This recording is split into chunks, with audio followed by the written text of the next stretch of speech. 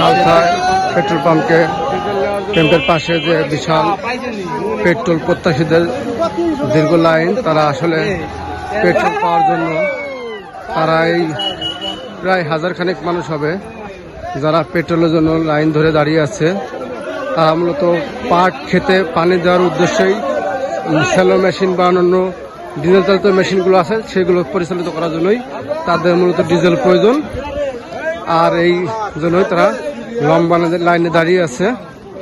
এবং আজকে সালথা পেট্রোল পাম্পে 5 লিটার করে ডিজেল দিচ্ছে, যেটা পাওয়ার আশায় মানুষ আসলে প্রায় হাজার খানেক মানুষ তাদের দীর্ঘ প্রতীক্ষা, তারা লাইনে দাঁড়িয়ে আছে যেন তারা তেল পায় এবং তারা পরবর্তীতে পাট খেতে পানি দিতে পারে। সালথা পেট্রোল পাম্পকে ঘিরে এখানে নজরদারি রাখার জন্য পুলিশ সদস্য রয়েছে।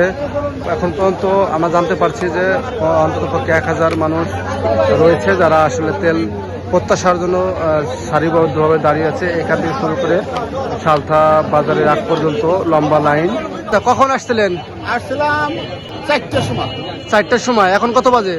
এখন কত বাজে? 9:15 বাজে। 9:15 বাজে। এখন 4 লিটার তেল পাইছেন? এই 4 লিটার তেলে আপনার কতটুকু পাট ক্ষেত ভিজাইতে পারবেন? 40% ভিজবে এই মুহূর্তে। 40%। তাতে কি আপনার চাহিদা মিটবে? মিটবে কি? আমার 3 বিঘা জমি।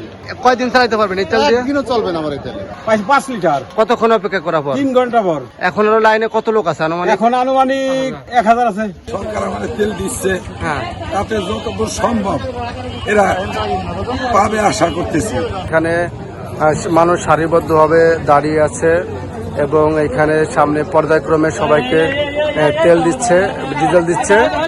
সার্বিক তত্ত্বাবধানে আছে এখানকার যে ট্যাগ অফিসার, তিনি পর্যবেক্ষণ করছেন।